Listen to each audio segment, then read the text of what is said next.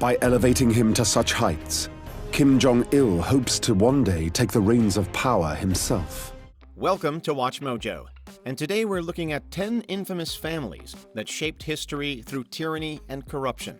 Never before had a dictator looked so colorful. The Fujimori family. Alberto Fujimori rose from outsider to president of Peru in 1990. A decade in power sealed his legacy as one of Peru's most controversial leaders, admired by some and reviled by others. At first, he promised order amidst chaos, but his reign soon descended into brutality. In 1992, he staged a self-coup, shutting down Congress and the courts, giving himself unchecked power. Under his dictatorship, various atrocities happened, like the Barrios Altos and La Cantuta massacres and the forced sterilization of indigenous women.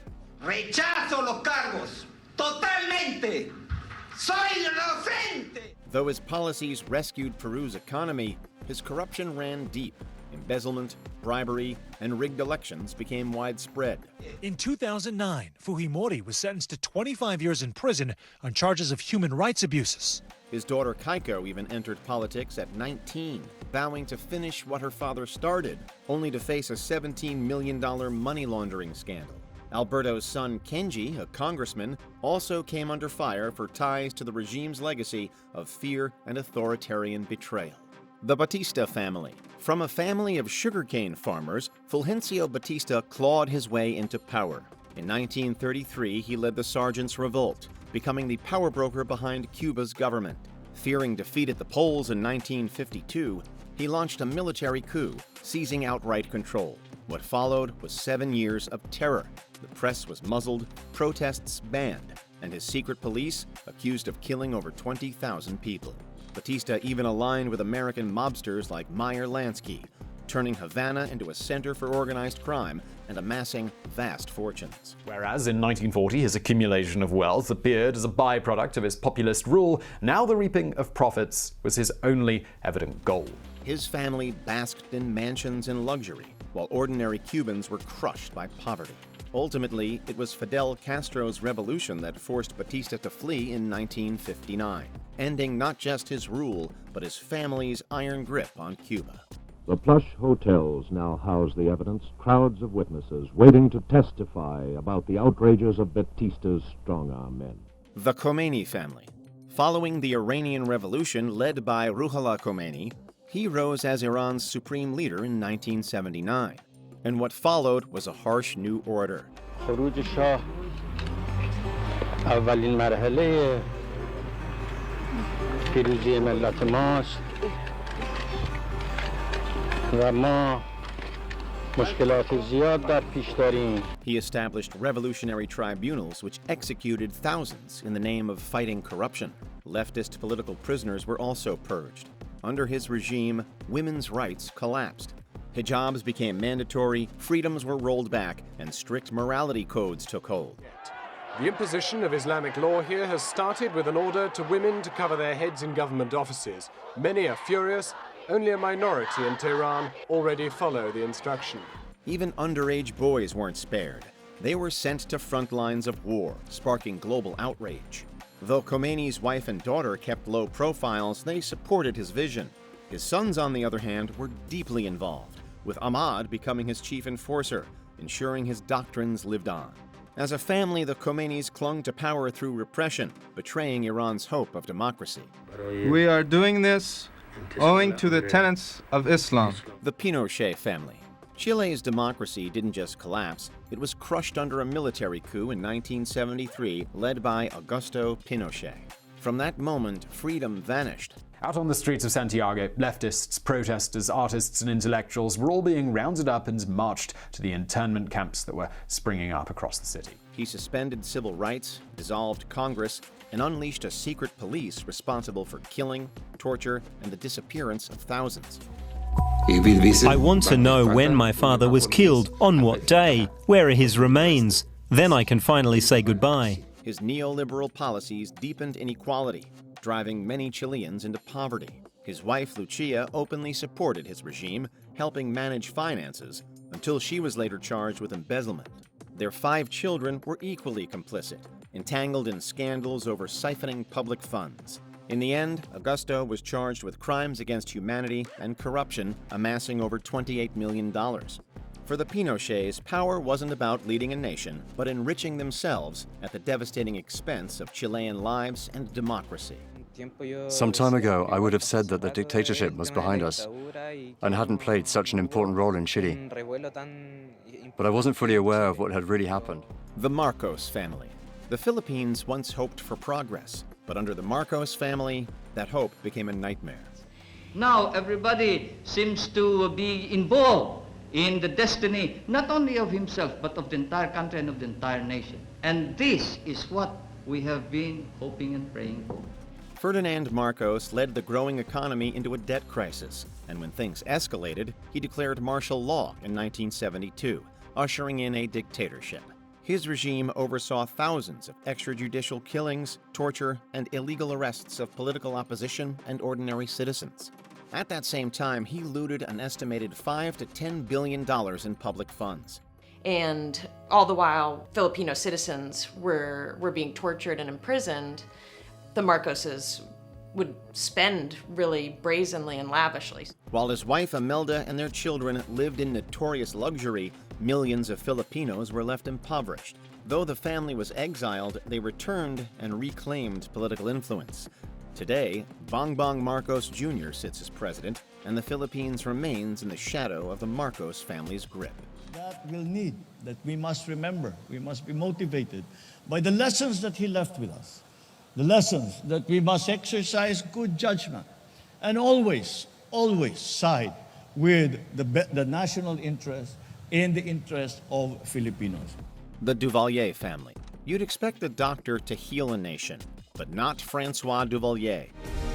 It's the beginning of decades of dictatorship for Haiti. Rising from rural physician, he turned Haiti into his personal dictatorship, crowning himself president for life and ruling through terror. He filled his circle with loyalists paid from stolen state funds, while his feared Tonton Macoute death squads silenced dissent, leaving thousands dead or disappeared. He even cloaked his reign in voodoo mystique to tighten his grip. He calls elections in 1961, and there is only one name on the ballot for president. After his death, his son Jean-Claude took power in 1971, ruling less brutally but with far more negligence. He siphoned public wealth for a lavish lifestyle while poverty ravaged Haiti, until rebellion forced him into exile in 1986.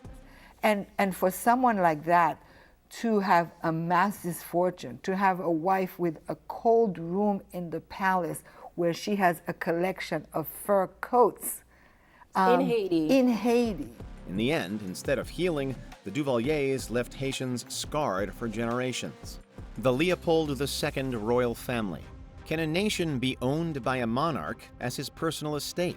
Between 1885 and 1908, King Leopold II of Belgium claimed the Congo Free State as his own, ruling it with absolute power.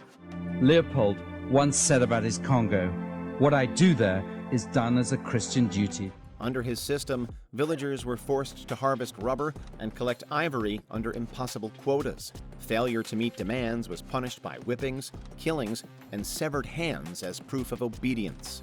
During this time, millions of men, women, and children died from forced labor, famine, and disease. I think one can assume that he knew, maybe not all the details, but that he knew that the system of exploitation of the rubber in the Congo had gruesome effects.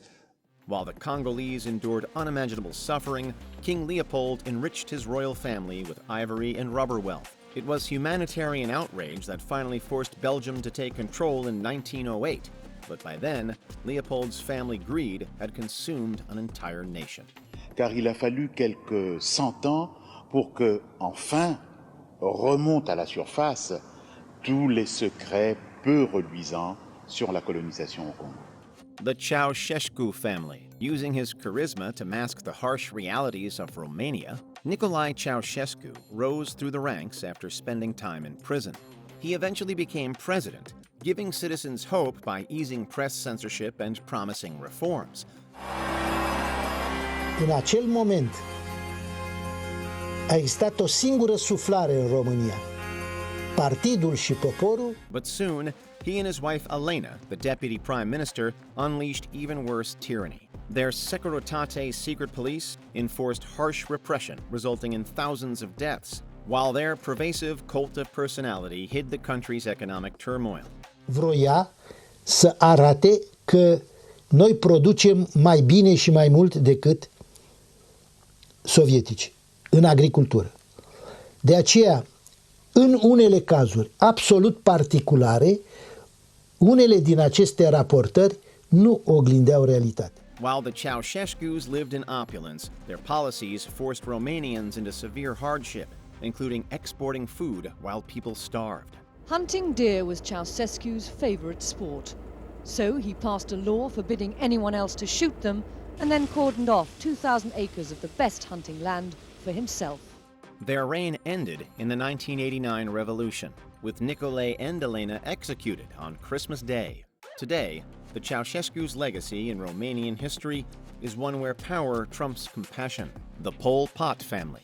Can a single family plunge a whole nation into a nightmare?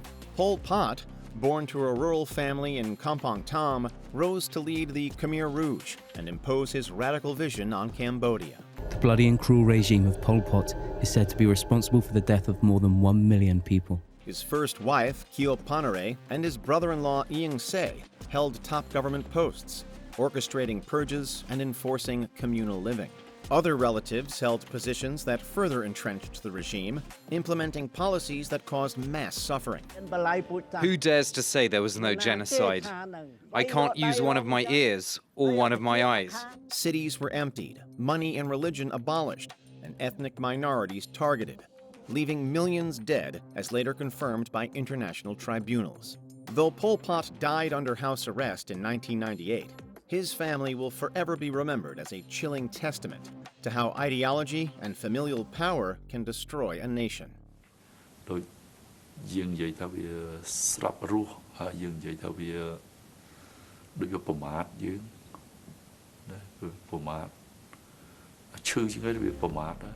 Before we continue, be sure to subscribe to our channel and ring the bell to get notified about our latest videos. You have the option to be notified for occasional videos or all of them. If you're on your phone, make sure you go into Settings and switch on your notifications. The Kim family. It's hardly surprising when you hear about the Kim family in North Korea.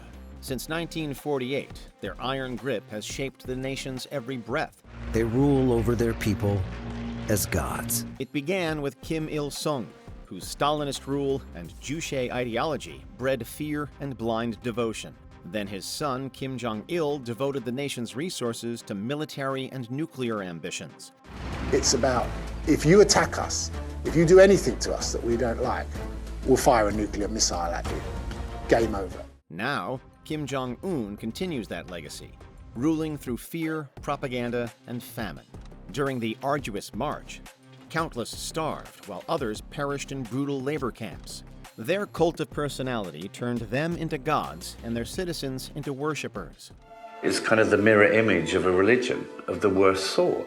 Even family figures like Kim Yo-jong help uphold the regime's myth of divine leadership. For over 7 decades, the Kims have turned power into a birthright, passing tyranny down like a family tradition. Which dynasty is the worst to have ever existed? Let us know in the comments section.